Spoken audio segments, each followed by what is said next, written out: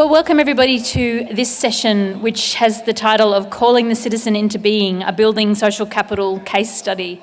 What's really exciting about choosing this session, if you like, is being able to reflect on the last slide that Susie showed, which showed that intersection of government, not-for-profit, business, social entrepreneurs, and so this is actually what the social economy looks like. This is how we make it work.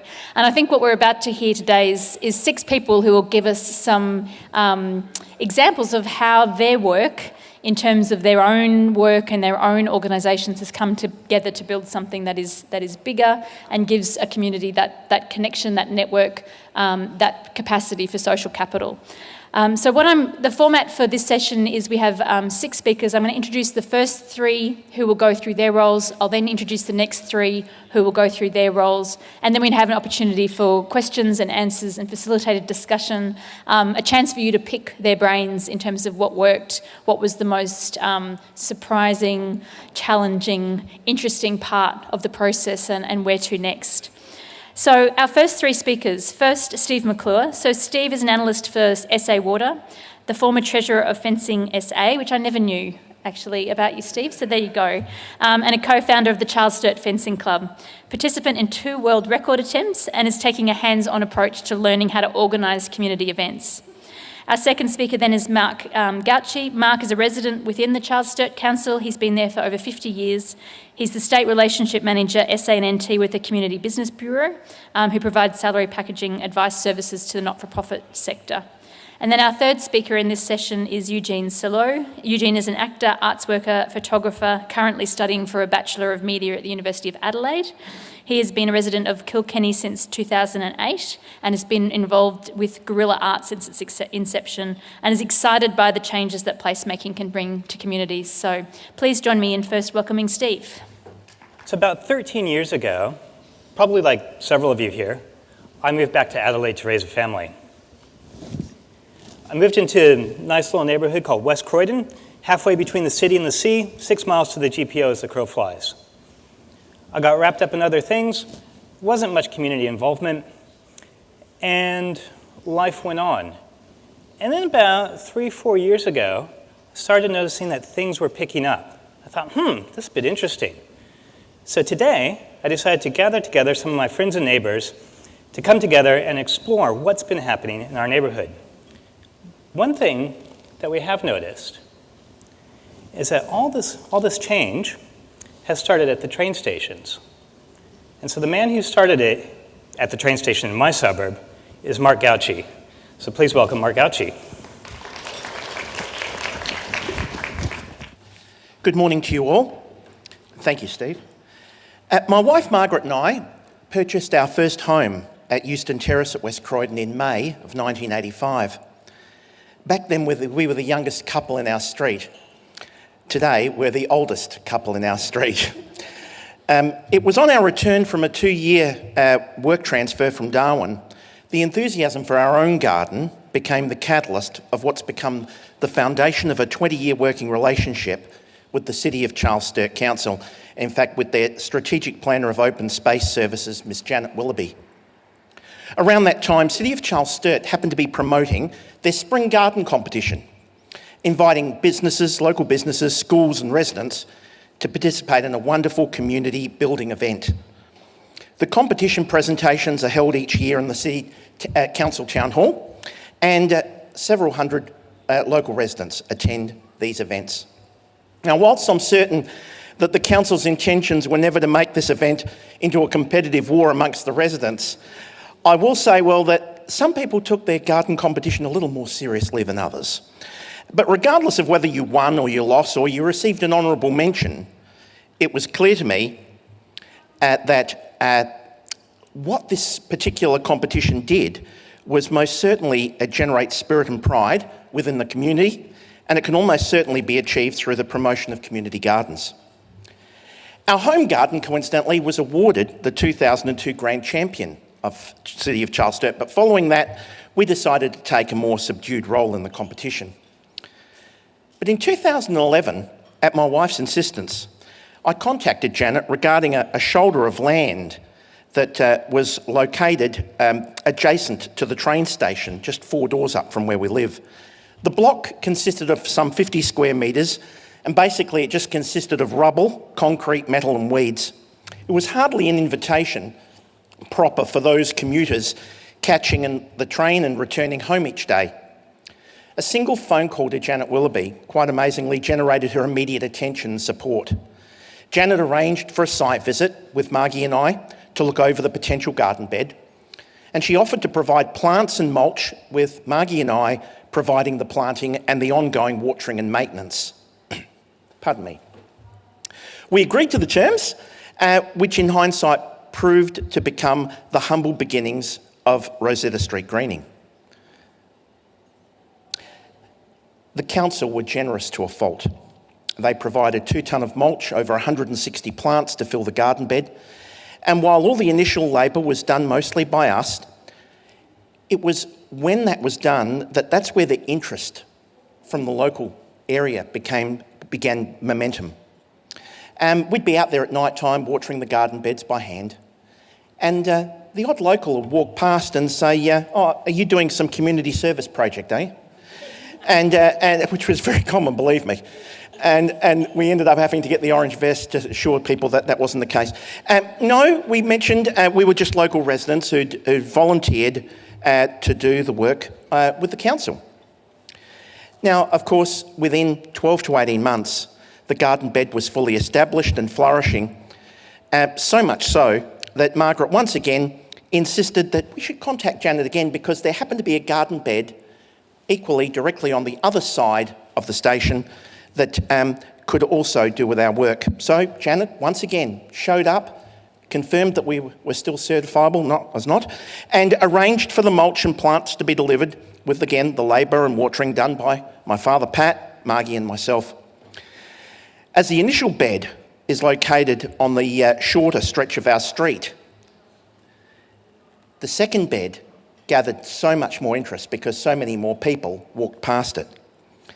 And this time, the questions that were starting to be asked were at that next level, like, I think more people should be doing this, and you're really making a big difference to this area. My favourite one was, I hope you're getting paid for this. But of course, that wasn't the case. But that's all good. It was just great to see that level of interest being generated. Now, by 2014, both council garden beds were now fully established, making a positive impact amongst the locals, generating community pride. We were flattered from an invite by Janet to attend the City of Charles Sturt Sustainable Citizen of the Year Awards later that year. Unbeknown to us, Janet had actually nominated us for an award, and we were happily to attend, but we were staggered to find that we'd actually won the City of Charles Sturt Citizen of the Year Award for 2014. And truth be known, if Janet was here this morning, I could look at her straight in the eye and assure her that she's truly the rightful equal shareholder of the award, and without Janet's support then and her continued support since, I wouldn't be here today speaking to you. In June of 2015, in the opposite, I received a phone call from Janet, offering an invitation extended to Margaret and I to participate in a Saturday morning meeting at the West Croydon train station with a member from Dipti, a lady by the name of Karan Coombe-Smith, who wished to meet with interested locals for works to be conducted at our local station. The meeting was quite informal, and I guess you'd describe it as more of an information sharing session for those who attended. Basically, Karan informed us that the station was about to become 100 years old in December, and that Dipti planned to have the station's overall persona upgraded with new shelters, lighting and fencing to be installed for the occasion. Janet had invited Margie and I along as a possible community link to the locals, as Dipti were hoping the group of local resident volunteers might be formed to participate in restoring the 600 square metres of land, of garden beds that formed each side of the station. Sadly, the beds had been left for many years. If you're familiar with the West Croydon Outer Harbour line, there are beautiful cedars and plane trees that act as a corridor for the line. Unfortunately, they have a tendency of throwing suckers through and around the garden areas, and these garden beds were full of them and had been left for many years. Margaret and I offered to become the initial contact between Dipti and the local residents, and working backwards, we understood that the initial work that needed to be undertaken required developing a timeline and a rollout, ensuring that the station was in readiness for late December. Not unlike council, Dipti, and in particular Karan, was generous with their time and Dipti resources, providing all the necessary safety vests, tools, equipment for the volunteers to do their job, first for the many working bees commencing in late September. But before all this could take place, Margie and I recognised that a good roll-up to our initial working bee would actually help set the benchmark for the success of the project. So we prepared a letter that was hand-delivered to some 1,400 West Croydon residents. The letter explained the station's 100-year anniversary, the major event taking place in December, and an invitation extended to West Croydon residents to participate and attend our event, as well encouraging residents to participate in the clean-up process of the station. We arrived at the station that Saturday morning in September, not knowing how many people we could expect to attend. Fortunately, the influence of our letter had encouraged almost 40 people there. Volunteers from our neighbours in Kilkenny and as well as like-minded organisation people from Blackwood also attended our working bees. What we didn't realise at the time was that these gatherings were to become the core of Rosetta Street greening. An additional 4 consecutive Saturday morning cleanups took place, again with good numbers of volunteers in attendance. Quite often though, the people who were showing up to these hadn't been to the earlier ones, but it was talk in amongst the community, encouraging people to come along. What the single event had generated was the resurgence of a community spirit in our neighbourhood that I'd never experienced before. This had all transpired through the undertaking of a handful of local residents who wanted to make a difference to this tired station that had now been given a new lease of life to its gardens. The outcome of this, and by the way, these photos I'm showing are before and afters, folks. The outcome of this was that neighbours began talking to one another. Relationships were born. Residents who had lived no more than 100 metres from each other now had a commonality, something to share, an interest that had now brought these people together. The station had now become a project that was now generating community spirit and pride, something that we'd never imagined possible.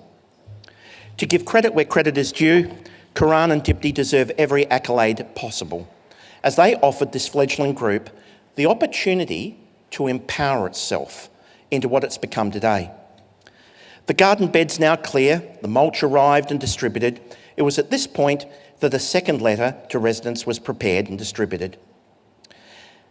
This time, inviting locals to donate a plant to our station.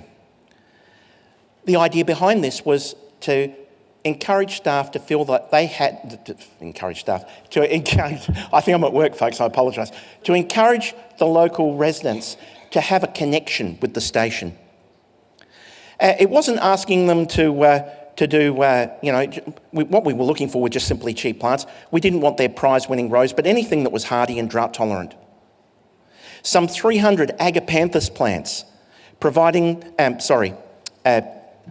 and various succulents, geraniums and pelargoniums were generously donated from various sections of the community.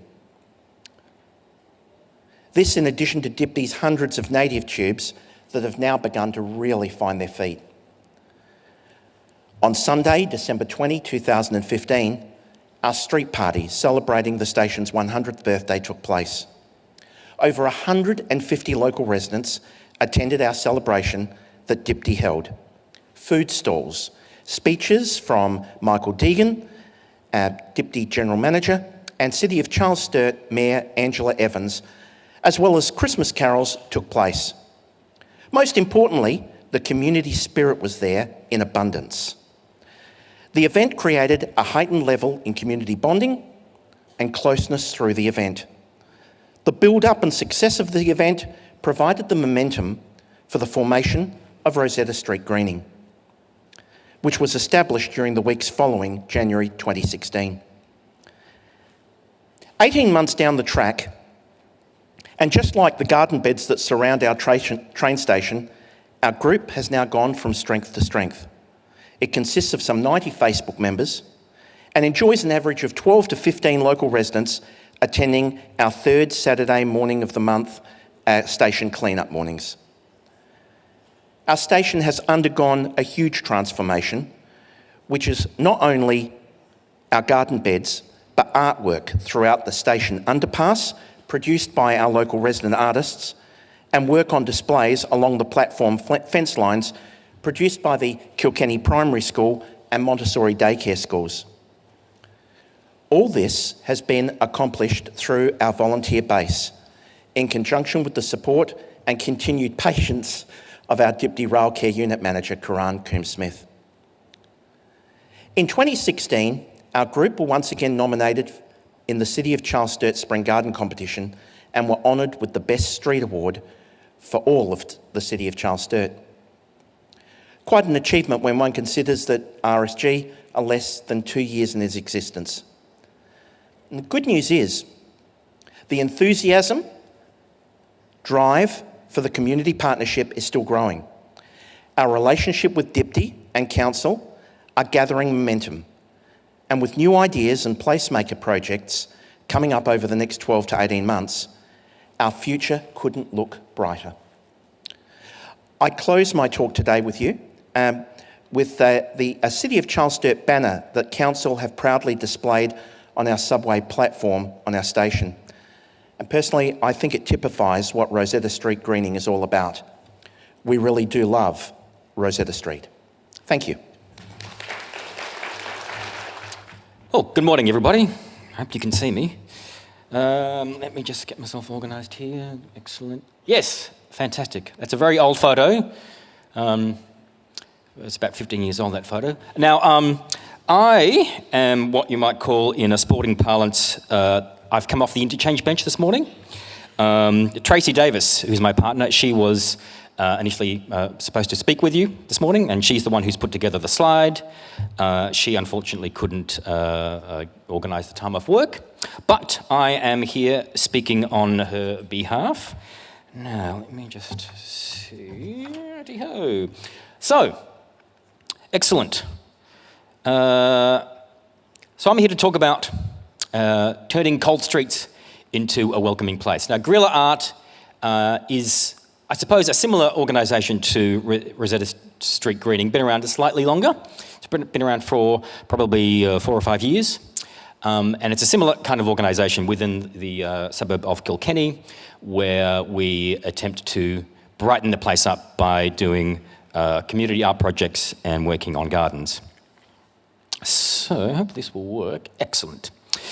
So Kilkenny is a small suburb that's situated between West Croydon and Woodville Park in the city of Charles Sturt, and it contains about 1,600 residents. It was created by a subdivision in 1849, and by the 2000s, the suburb hadn't been developed in the same way as the neighbouring suburbs, in the sense that the streets didn't contain avenue trees, and the roundabouts were covered by fake grass, which cars and trucks ran over, and unfortunately they still do. In 2012, all of this changed when Tracey and my neighbour Nelson Mananella set out to activate regreening or painting activities to cheer up Kilkenny. And the neighbouring suburbs of Brompton and to West Croydon experienced an uprising between the 1980s and 2000, when locals improved their area with art and through replanting of desolate spaces, hindmarsh greening. Now, Nelson made contact with this group, hindmarsh greening, in about 2012 and was able to obtain some paints to start work on some of the stobie poles in the area. He also started a petition on our street requesting the council engage with locals to upgrade Wilpena Terrace, which is where Tracey and I live. He then took a couple of years off to travel through South America, and then in his absence he requested that locals keep on going with improving the area, and in late 2014 another Kilkenny resident and Tracey set out to make that difference, to continue Nelson's initial work. So, like Steve was saying before, the efforts really started at the Kilkenny railway station. So in 1999, the former West Croydon and Kilkenny Neighbourhood Watch adopted the railway station, and over the years they improved the garden there and engaged in a general upkeep. There we go. There's our Minister for Transport, Stephen Mulligan, as a new doctor. So by September of 2015, guerrilla art was connecting with locals, and this led to new volunteers becoming station workers, not the minister, unfortunately. But as you can see from the pictures, and you will hear from Karan, the area has been greatly changed by everyone's efforts. And so the railway station, along with Wilpena Terrace, won the Encouragement Award as part of the 2016 City of Charles Sturt Garden Competition. So I just wanted to talk briefly about cultural and social capital, and Tracey has found this particular, I found a diagram, which I'll show you in just a moment, that explains it a bit more. So according to Pierre Bourdieu, a cultural capital is the cultural knowledge that serves as a currency to help us navigate culture and alters our experiences and opportunities available to us. This theory, along with social capital, can be a significant tool in developing community. So I'll just show you this diagram. Tracey's actually drawn her own diagram as it relates to the work that guerrilla art does.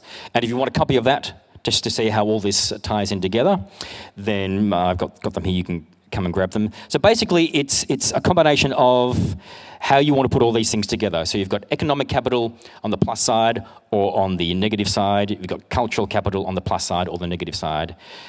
And you can study that probably as the clock is ticking. I won't talk too much detail about that, but you can have a look at the diagrams that Tracey has created if you so wish.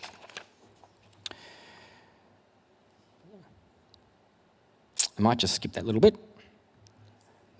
So one of the important aspects of what guerrilla art has been involved in is Kilkenny history projects. So in May of 2015, Tracey and I held the first Kilkenny history walk, which was down Wilpena Terrace through to McInerney Reserve, one of the major parks in our neighbourhood. Since then, working with local historian Gino Cinca, another 5 history events have taken place, which have been attended by around 500 people. These have included guided tours, photographic displays and talks. Kilkenny is a mixed area which has in its time housed factories, foundries, a railway siding, workers' cottages and general houses through to some grand residences. It's an area with a vast history and it spanned different cultural and financial divides. So just a bit about Gino. Over 30 years, Gino has collected photos, newspaper clippings, historical information on our suburb and its surrounding areas. Gino has massive folders overflowing with information, which includes that which is both mundane and engaging. Gino's cultural value to this amassed knowledge is significant. And I think the council will soon be installing engraved plates just to document places of importance, and pictures of historical stories are going to be painted on poles.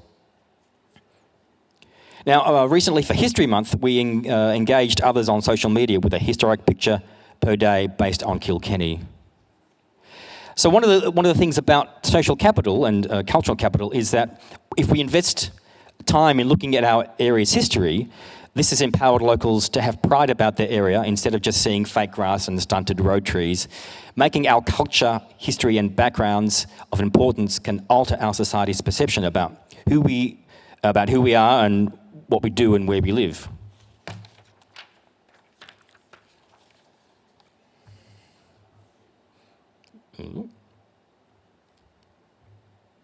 Nothing's happening. There we go. So one of the major things that guerrilla art does is pole painting. And so we've painted, Stobia pole painting in particular, we've painted over 30% of the Stobia poles in the area. And that's engaged around about 120 people, including artists, children, and just residents who are interested in participating. We currently operate a paint bank in our suburb, from our house essentially, and from other houses, that supplies the residents who want to paint their poles. And we've had different subgroups from different streets working together as teams to paint all the poles in their streets. And so we finished Wilpena Terrace and another street running off Wilpena Terrace, Maiponga Street, from one end to the other. So all the Stobie poles on those streets have now been painted in one way or another. We've also assisted Challa Gardens Primary School, Woodville Park School, and a resident in West Croydon, Sharon Heffernan, to obtain funding for pole painting in her area. And we've set up a pole approval form with SA Power Networks to simplify the pole painting approval system. And we've created a temporary open gallery area and in Macanana Reserve on the back wall of Bianco, the former Bianco site, where the community came and would choose a little square and paint it whatever design they wanted to paint it. Tracey has painted around 40 poles in the area. And she says here that one of the moments that left her speechless was when a resident asked if she was going to paint something satanic on a pole in a street. Right, I'll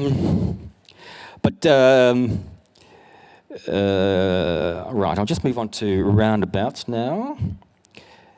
So in addition to the art, Guerrilla Art has been working with the City of Charles Sturt to create decorated verges and roundabouts at the corner of Downer Street and Yallam Terrace. This includes the implementation of 2 sculptures by artist Laurie Wedding Marchioro in 2 designs based on the themes of fire and wind. And I think that one is the wind there, as you can see on the slide. So this is just some examples of art from the open gallery. So at Christmas in 2016, Guerrilla Art worked with local cousins, Amanda and Rachel, on the Kilkenny community markets, where Guerrilla Art started work on the back wall of Bianco's, inviting locals, family members and people to essentially do whatever they wanted, paint whatever they wanted onto the back wall. And the great thing about that is that wall was the victim of lots of graffiti, and since it's gone up, none of those artworks have been touched, which is fantastic.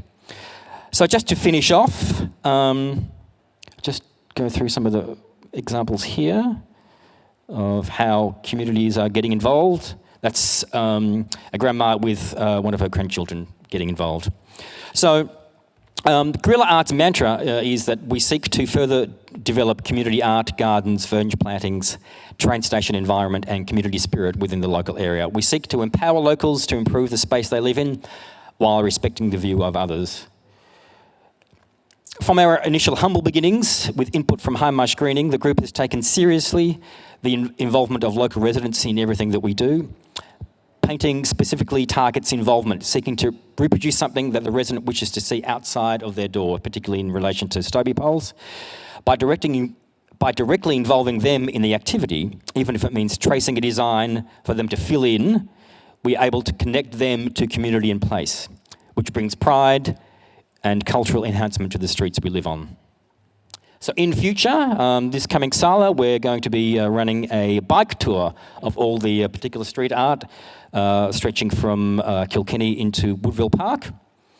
So we have a focus on helping the locals meet other locals and engaging them in their own project for the area. Through their eyes, we see our own reflections. So for the first time, as I said, shown that before, I think those better order. So yeah, I think that basically that's it. If you would like to find out more information, I think I'll just roll through to the final slide there. You can find out about all of the different projects that are going on in Kilkenny at gorillaart.com.au, or if you want to find out about the Sala exhibition and come on our ride with us, then go to Sala. Thank you very much for listening. Don't forget. Great, thank you both, Eugene and Mark, for sharing those stories. And I like the, in a forum like this where we're really focused on our roles within our workplace, to think about those roles that we have in our communities and how we are building potential for innovation through those personal networks as well. And the examples you've heard, I think, give a little bit of insight into the type of participation that's required between local community, grassroots action, and the types of government services or sectors that they're bouncing up against. So to continue the conversation, I'd like to introduce our next three speakers. So Karan Coombe-Smith has been introduced by Mark. Karan has worked for the South Australian Government, that it says here she's been there for such a long time. This is your bio, that when she first started work, it was computer free. This sounds like me, when I started university as well, I confess. She's worked across many departments, strategic planning, policy development and review, program management, monitoring, evaluation across environmental related areas like bushfire management, threatened flora, natural resources in remote Aboriginal lands, infrastructure and service planning, and also rail maintenance. So railways are definitely a theme. She manages the environment and amenity areas in rail maintenance, as well as initiating and leading the Rail Care program, a greening public art and volunteer program. And her personal passion is seeing the state's wonderful but undervalued native flora cherished in her own and others' gardens and incorporated in landscape design. After Karan, we'll also hear from Daniel Cooper. Daniel's a former producer with the ABC and is now the owner of EduCentric, who provide high-level media production and consulting with a focus on education. He's also an avid gardener, and it says here, a proud father to a 1967 MGB Roadster, which I'm hoping he's got photos of in his presentation. And then finally, we're going to hear from Valli Morphett. Valli is an energetic optimist, which I would completely endorse, having known Valli for a couple of years, passionate about collaborative placemaking, innovative community engagement and community-led design. And she's the driving force behind Morphett, a human-centred placemaking and engagement enterprise based in Adelaide and well worth following on Facebook if you want inspiration. Valli has extensive experience within local government in both South Australia and the United Kingdom, and she convenes the Place Invaders SA Placemaking Collective, was a core member of Engage to Act, and is past SA coordinator for the International Association of Public Participation. So please join me, and we're looking forward to hearing from Karan, Daniel and Valli. Good morning, everybody. Can I just get an idea of how many people here, through a show of hands, work for the government? Yes, I've targeted the right audience. Okay, great. It's been really great to hear from Eugene and Mark, but I wanted to give you a different perspective. I wanted to give you the public servant perspective on some of this community work and how we can help intrapreneurs and entrepreneurs out there in the community with their projects. Now, do I have a... Yes, I do. Excellent. I just wanted to talk about some of the secrets of success, and I can see a timer here, so I'm off. Firstly, so I've got 3 rules, they're pretty straightforward. First one is take a different perspective. I really like owls, and owls can move their heads 270 degrees to have a different view on life. So I think that's what we need to do as public servants. I speak to people about being open to possibilities, being open to potential and being open to partnerships. And to do that, there's some more simple rules coming. Open your mind, open your ears, open your eyes and open your heart.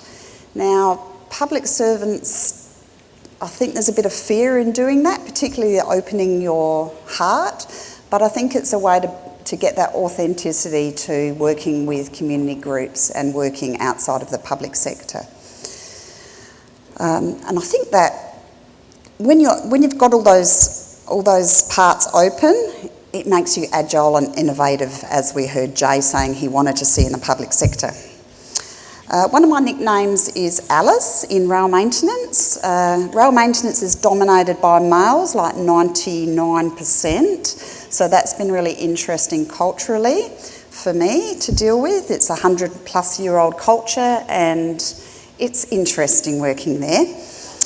So I'm called Alice because I go down rabbit holes. And it's becoming so common now that I just say, I'm proud to be Alice and go down rabbit holes. Because you get perspective by going down rabbit holes. And by rabbit holes, I mean there's often gaps in policy or procedures in rail that relate to public art. My goodness, public art and rail, they just don't go together. One's a regulatory environment, one's a creative environment. So bringing them together, you find where all the rabbit holes are.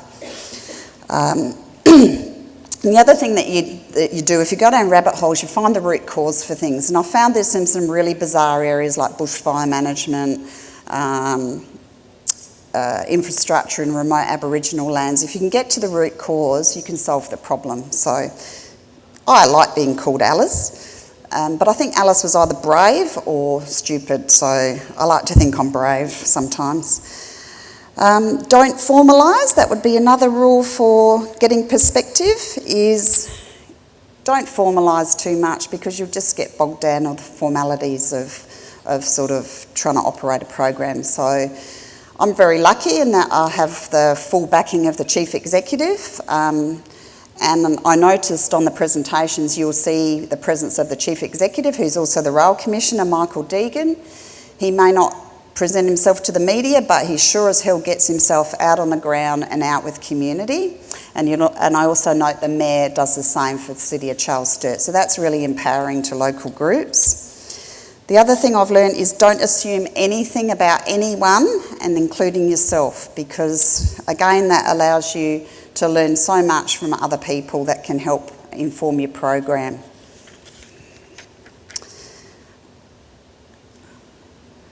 Next rule is to forge links. Now, I come from an environmental science background, so I sort of have a bit of sciencey in my brain somewhere.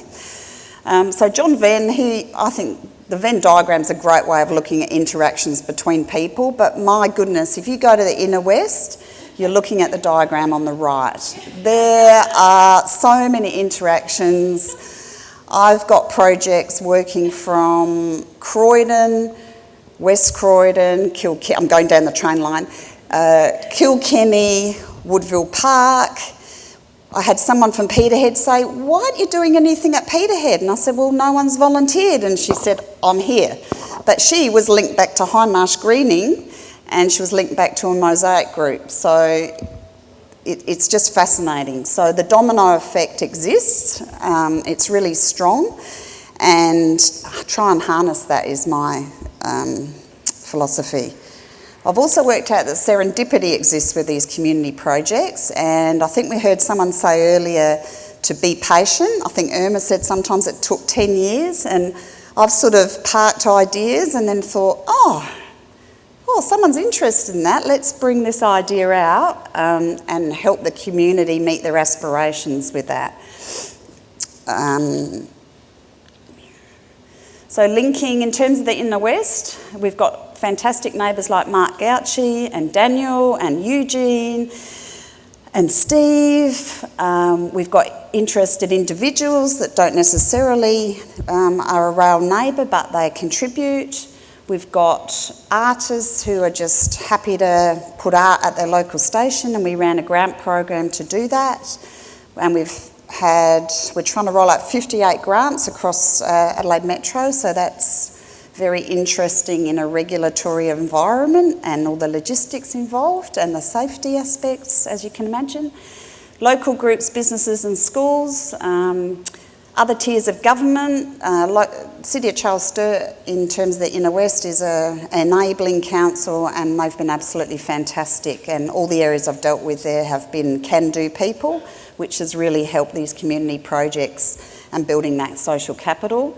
Non-government organisations, we're working with some really mixed different areas. Minimisation of suicide harm is a suicide support area that's based at Hindmarsh. We've done a mural with them that we've just finished at St Clair. I linked them to the mosaic people at Hindmarsh Greening, so we're doing a mosaic bench based on their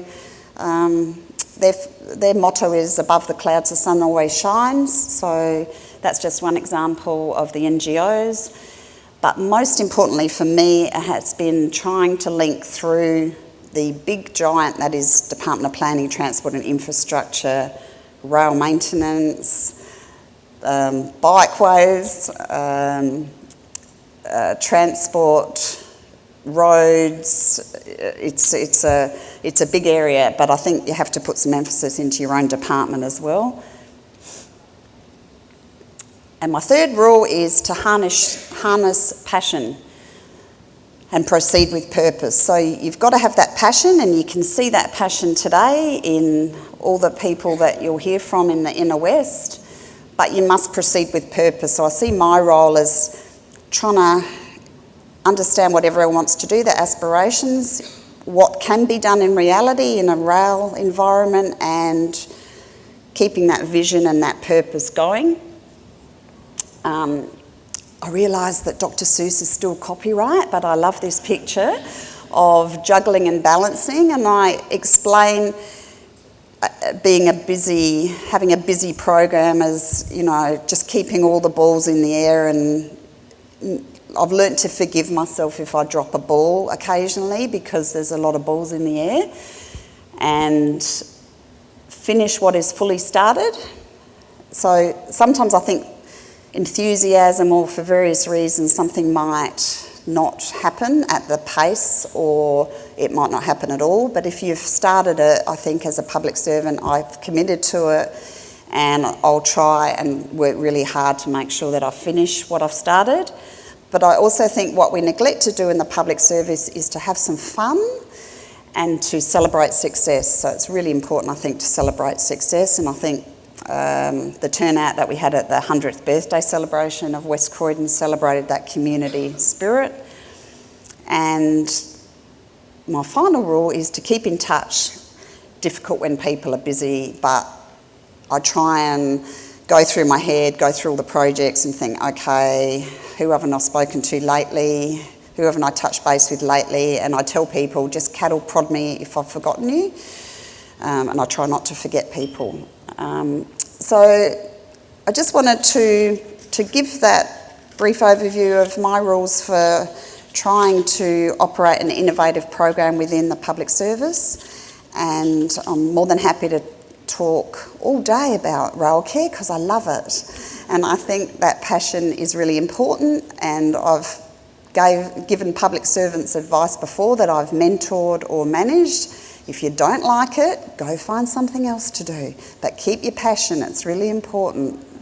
No matter where you are in the public service, you can make a difference, and I really believe that. Like I've always aspired to jump into the SACE level, but I've never managed that. But I lead from where I am, and I'm really happy and passionate to do so.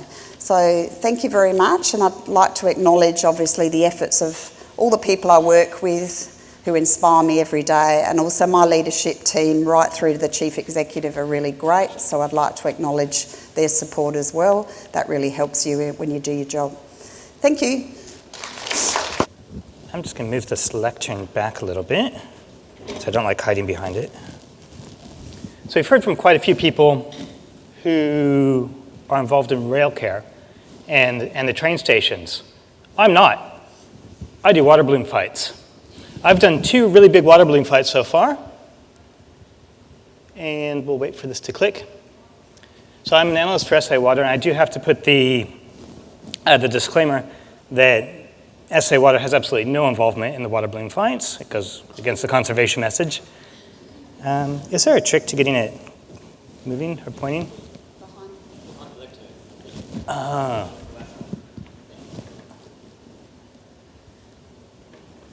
There we are. There. Woohoo! Okay. So there's me at the water balloon fight. I've done 2 really big water balloon fights so far. There's the inaugural Croydon to Kilkenny water balloon fight and the 2nd annual Croydon to Kilkenny water balloon fight. You can sense a theme there. So that Croydon to Kilkenny area, it's that parallelogram between South Road and David Terrace on the east and west, and Torrens Road and Port Road. So kind of behind the Krispy Kreme.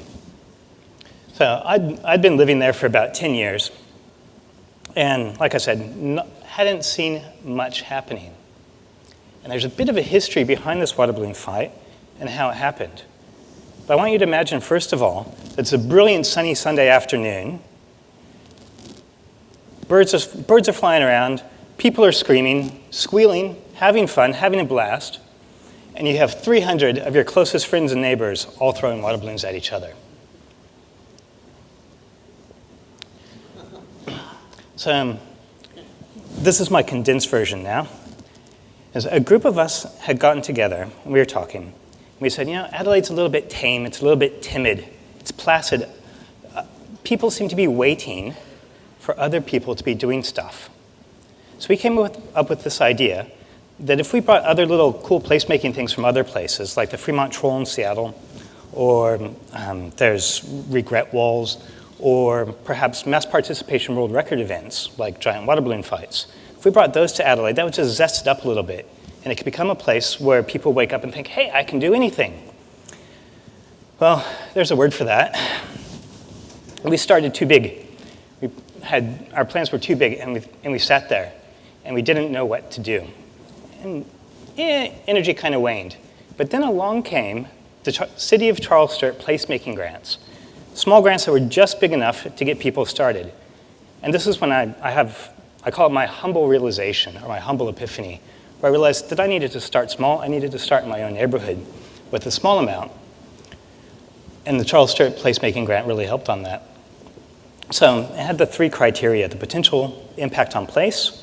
I figured if we got 300 people together in one place, throwing water balloons at each other, having fun, meeting people who they've never met before, volunteering, that surely would have a great impact on the place. It needed to be creative. So I'm kind of stretching here on thinking, okay, getting a really big water balloon fight is creative. I think it kind of is. And feasible. Like Kristin mentioned, I was heavily involved in the fencing organization in the state, and I have a bit of experience in operating on a shoestring budget and getting events, small events going, so I could do it. Luckily enough, the City of Charles Sturt said, hey, yeah, we can do this, we'll give you a grant. I did hear that there was a few laughs and perhaps some dubiousness amongst the counselors, but we did pull it off. So that was the first lucky break, is getting the Charles Sturt placemaking grant. The second lucky break was being contacted by Tracey in Guerrilla Arts. So that's Tracey with me in the Westside Placemaker Square up there. Tracey helped to volunteer by 1, connecting me with a lot of people, 2, doing some of the artwork, and 3, volunteering on the day. And I know I said that it didn't come back to the train stations and I wasn't involved, but Tracey did this marvelous sign here at one of the train stations for me to advertise the event. I also had the lucky break where my 3 kids go to a local school. So I had the school network dads and Tracey's network and the help from the City of Charles Sturt. There's a 4th little nudge that happened that at first I saw it as kind of a threat. I'd heard rumors about the H2O explosion down in Glenelg. It was billed as Adelaide's largest water balloon fight. I thought, oh no, this guy, he's going to steal all my audience, he's going to steal my thunder. So I called him up and said, hey, can I help out? So there I learned about things like registering people, what events works, and which events don't, and how to get the most splash for your buck. And he also let me borrow all those buckets in the background, which was a huge help. So on the day of the event, we were all ready. I had my schedule of events. I had 6,000 water balloons ready to go. And all I needed to do was go down to the park and check that we had the water. Well, in the park, it only has 1 tap, and that tap's underneath the sink. And that tap requires a special faucet, special little tap thing. And this is what I saw when I went down there. It wasn't there. So, got on the phone, called a lot of people, had a few false hopes, a few false hopes, a few hurried phone calls, and what we ended up doing was filling up all the water balloons, 6,000 water balloons, in my front yard with about a dozen volunteers. The lady standing there, that's Alice, she's our local counselor, she helped out. We put all those water balloons into my trailer, took 3 trailer loads of water balloons down to the park, and finally got the event going. We had games, we had fun, we had lots of different events, and we also had another lucky break, and I'm still mystified by this one. It's the wheelbarrow of water balloons. Somebody somewhere somehow brought this wheelbarrow there. Is that your wheelbarrow? Okay, the mystery is clear. Daniel brought the wheelbarrow there. I didn't know it, and it was a lifesaver. Thank you, Daniel. Now I'm going to speed up again through it. It was a multi-generational event. Lots of different people. There's no barriers to entry. Different ethnicities, different disability groups were there. The next year, this is 2017, just happened, even more people volunteered. The mayor and the placemaking group wanted to get into it. Very quick one, if you want to talk to me about environment, we have a very detailed cleanup program that goes into making the only known statuette in existence that's made entirely of broken water balloons. And so this event, it brought people together. It was multi-generational, multi-ethnic. People who hadn't met each other before met each other. It forms one of those links. And it was a marvelous success. And I knew it was a success because one of my kids came up to me afterwards and said, "Dad, you know what? One of your crazy ideas, it actually worked." Thank you. All right, so other than the supplier of wheelbarrows to water balloon fights, I'm a resident who, I guess, when Steve asked me to be in it, I thought, well, what am I here for? I haven't started any of these things. And Steve said, well, you and your wife, Cheryl, are involved in everything somehow. So I realised what it is that we're the perfect example of the guys that you need to motivate. We're the next person along the chain. I don't know if anyone has seen the video, Leadership Secrets from the Dancing Guy, on TED Talks, very famous TED Talk, where it's the guy and that's Mark. Mark is the guy who was dancing by himself for years, doing the garden. And I'm the next guy that came along that made it okay. So my wife and Cheryl, what are we interested in? We're kind of these strange people who residents know because we're near the primary school. I don't know if that one's going to play. But that's our chickens and some of our rabbits and some of our cats and some of our dogs enjoying their lunch. This is our garden. So when Mark eventually made touch with Karan, he identified us from the look of our front yard as someone who might be interested. And of course we were. So to backtrack a little bit, when we moved in, and this is us as waiting for something to happen, we joined the Safety Watch group, and I think we got 3 people come through the door needing assistance in 10 years. So that's very passive. We joined action groups to do something about the Bianco site, which the nice side of it, guerrilla art is involved in painting, that's the not so nice side of it. So we enjoyed some success with our action groups. We got the glass factory, for instance, the pollution has been reduced and so on and so on. But we were looking for things to do. That's Hindmarsh Greening. We got involved with Hindmarsh Greening, which is nowhere near us. That's down in Bowden. But, my wife and I are looking for things we can do that suit our interests. So we're involved in tree planting, and that's now part of the brochure for fancy apartments down there if you're interested. Those are our trees. So we got involved in a really successful idea this is 2008. One of our residents noticed that it's an older area. We've all got larger blocks, 1,000, 2,000 square metres. There are fruit trees there. She noticed all this fruit and veg going to waste. Maybe we could just swap it. There are no rules. She got a little bit of support from Charles Sturt Council, and that turned into something that has been going every weekend except monthly at people's houses during winter, but otherwise every weekend down at the park since 2008, people just swapping excess produce. And that's really where we started to make the community links.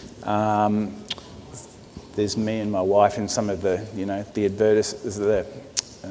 media that we did over the years. And through that group, we met Eugene and Nelson and Tracey. That's one of Tracey's artworks there on the history walk that Eugene mentioned in 2015. And Rusty, I'm not from Adelaide, but I will tell you I've lived in 5 places in Melbourne, 5 places in Adelaide, 2 in London. West Croydon's the best.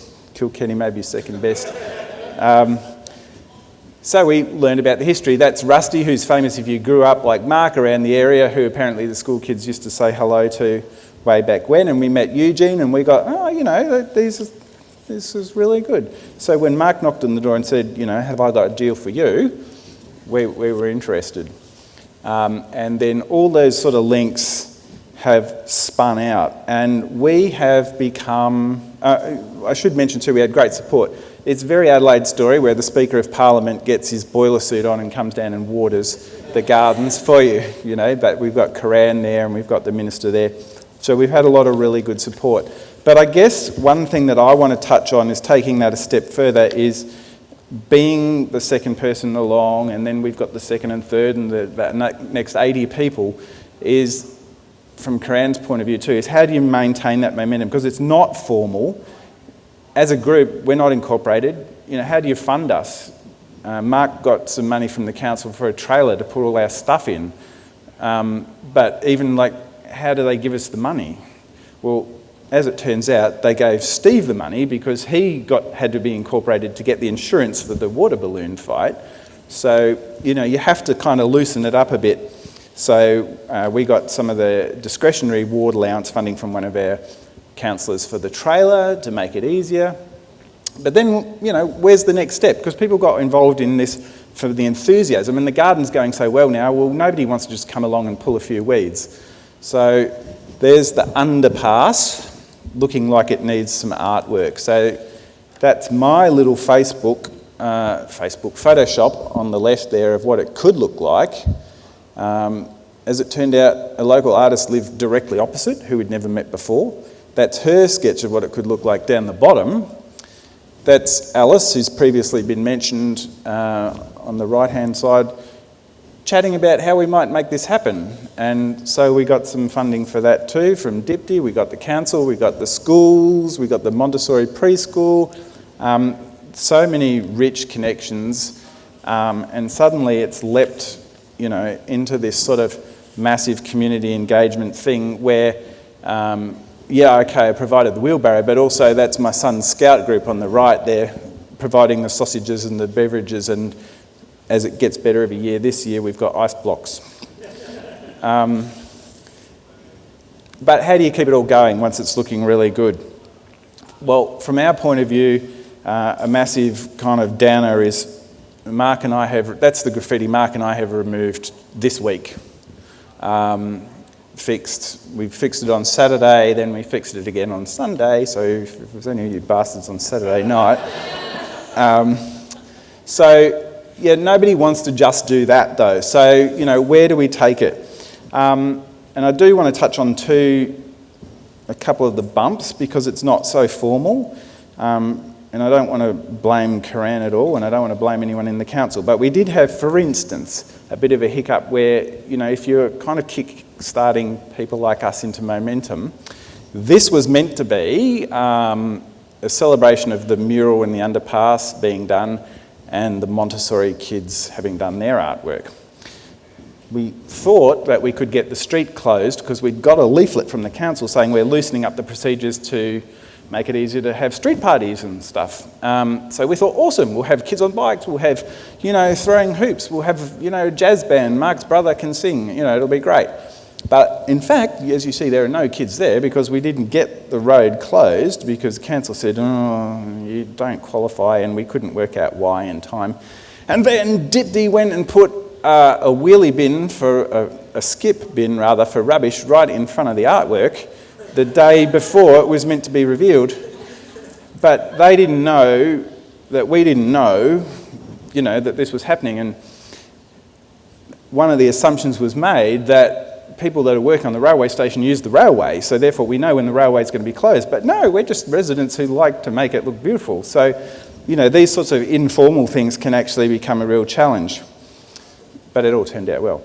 So then we're thinking well, what do you do next? And that's something for you to think about. It's all very well to kickstart something, but then, if it's not formal and there are no lines of authority, how do you keep people engaged?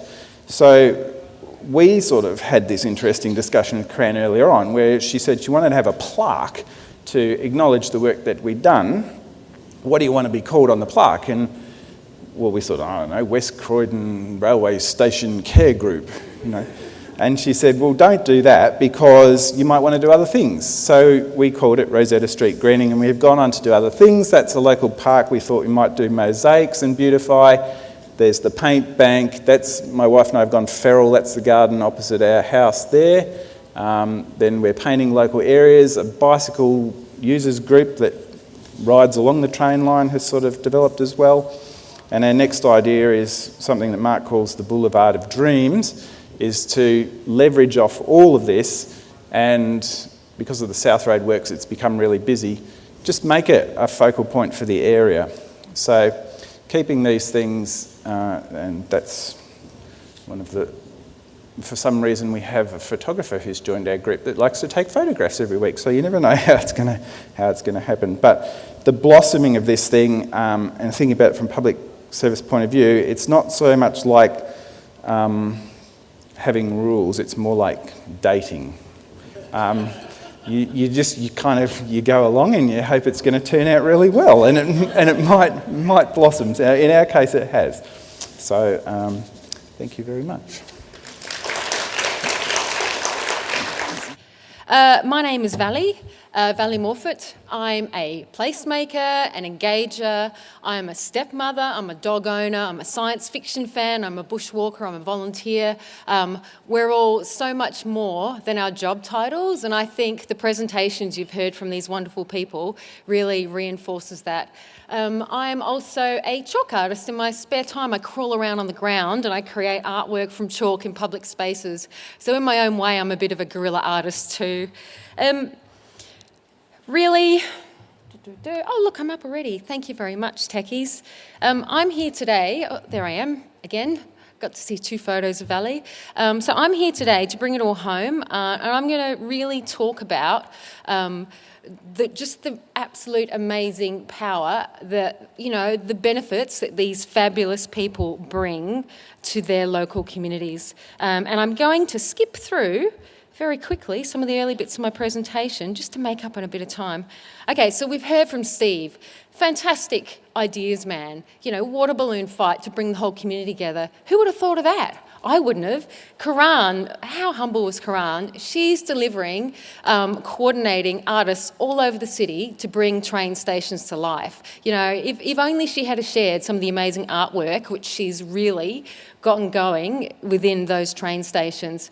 Eugene and Tracey, amazing work. Mark, fantastic work at those train stations with his guerrilla gardeners. And thanks, Daniel, for the power of the guys that help out, but also obviously playing a really important role in his local community.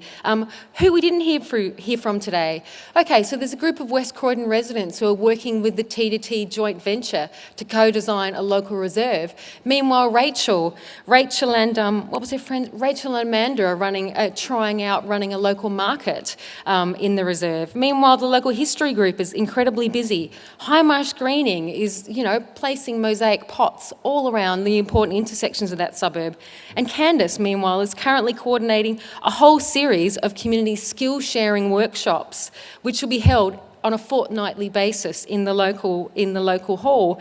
Like, what is going on in this suburb? Like, seriously, has someone put something in the water? What is inspiring all of these people to put all this energy into improving their local neighbourhood for their fellow community members? Like, this is altruism in action. So, what's going on? I worked for the City of Charles Sturt for 5 years as a placemaker. I recently left, so I have a bit of insider knowledge. So what is going on is that, is there anyone here from High Marsh Greening?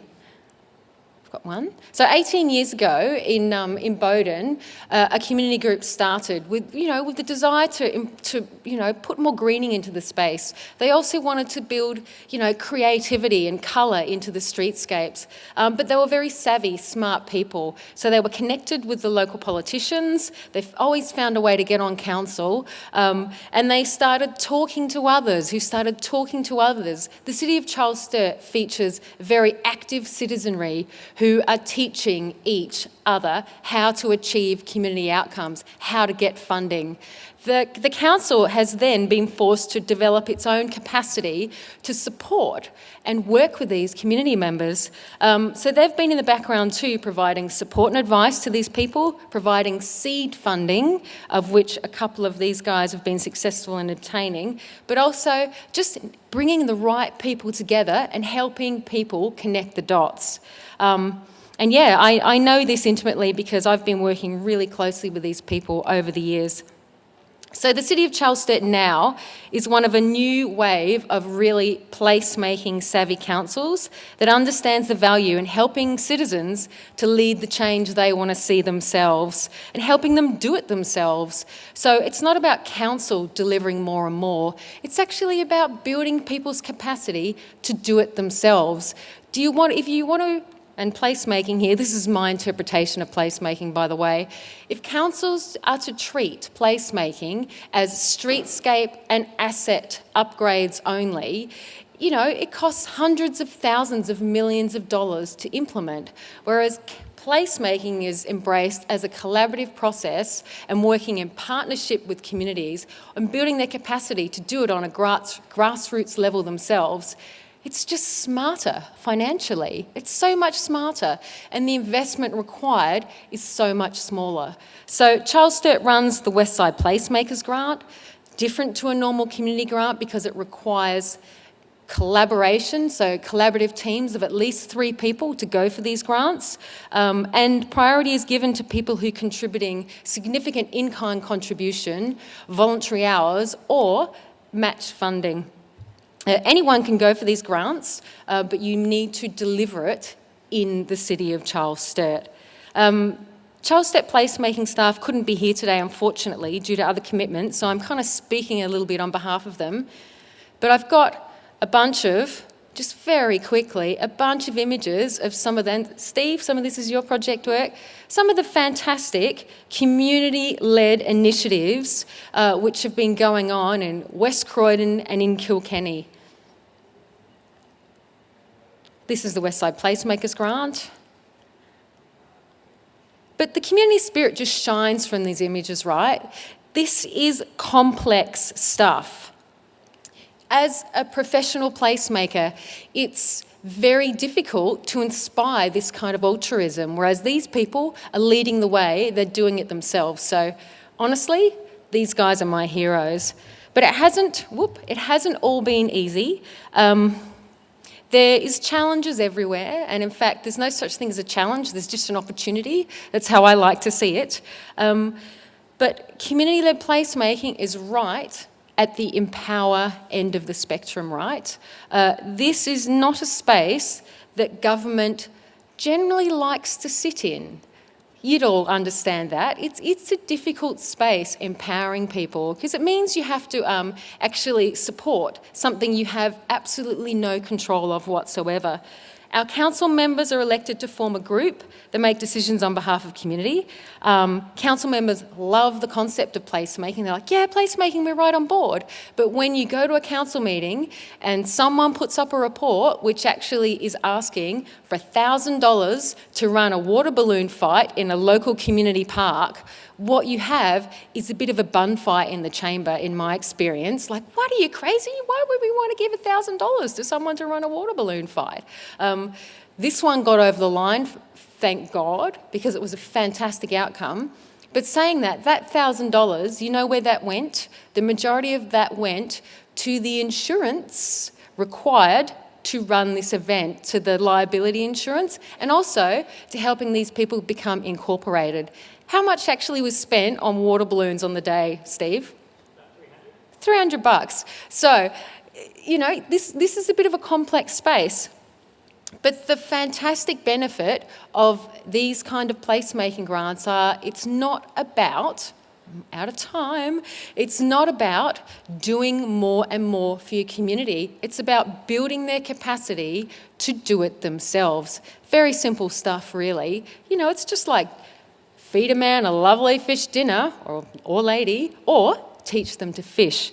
So very, very quickly, the benefits of community-led placemaking, well, on an environmental level, these people help maintain garden beds and verge. They improve local amenity. They add colour and life to streets and train stations. On a cultural level, they acknowledge and celebrate local heritage and create unique local identity through expression. On an economic level, they encourage place loyalty and support community businesses. And most importantly, I believe, on a social level, they build social cohesion in neighbourhoods. They motivate volunteerism. They inspire altruism. They encourage skill sharing. galvanise a whole new generation of active citizens, and they just help build better citizens. They help build better community. They call the citizen into being, hence the title of our topic today. And as someone who works in this space professionally, again, let me tell you, this is not easy to deliver. This is complex stuff. Complex social systems across this suburb continue to emerge and grow. This is placemaking as meaning making. These citizens are deeply and personally invested in their places. It's part of their identity and their sense of self. By the people, for the people, building a better environment, building local skills, building better citizens. So I'd like to ask you to applaud these people who are my heroes, and it's fantastic to hear what you're achieving today. Ooh. I'm going to sneak in a couple little quick questions.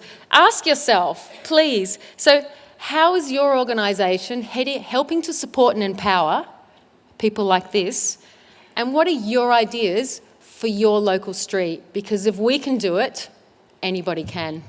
Thank you. Thanks, Valli, because that really frees me from doing the wrap-up, because I think what you've done really nicely is be able to thread all of those experiences together, and it's been a really great case study for us to listen to and to think about, partly to understand how you move towards passion and where that is in the community and how you allow that to take its own path rather than implying rules and systems on something that's growing. I liked the phrase of loosening things up a little bit that came through, and you can hear in those examples that there is more place for us to be a little bit more innovative around how we loosen up those interactions with people. The other bit that really struck with me was how you finish things. You know, a lot of the time when we're thinking about innovation and entrepreneurship and being the change agent, it is about shifting things, but the finishing is really important, and how you work with various stakeholders to take that through to the final fruition. And when we started this session, we talked around those aspects of working with business and community and not-for-profits and government to make things happen. And this has been a really lovely case study, I think, of that community-government interaction. Also recognising the other thing that came up in Irma's talk this morning particularly was how you bring your own passions and your own self to something. And I think we've heard in this situation, you know, we can see your personal passion and your community passion, and we can also see how that might be empowering through skills development and facilitation skills that would then play a role in the workplace as well. So I think for all of you, I really appreciate you sharing your stories with us today. We're about to be flooded in by the other groups, so I'm going to ask you that if you've got questions that you want to interrogate this group, catch them over lunch. If you guys can just sort of hover in this room at the end of the next session, just in case there are questions that people want to pick, that would be great. But I really do appreciate the way that you talked about the excitement, the challenges, the hard bit, and what drives you. And you know what really struck home for me was just how appreciative everybody was of everybody else's contribution. And that's something else that I think is really a critical part of doing good entrepreneurship. So thank you, and please join me in formally thanking our group this morning.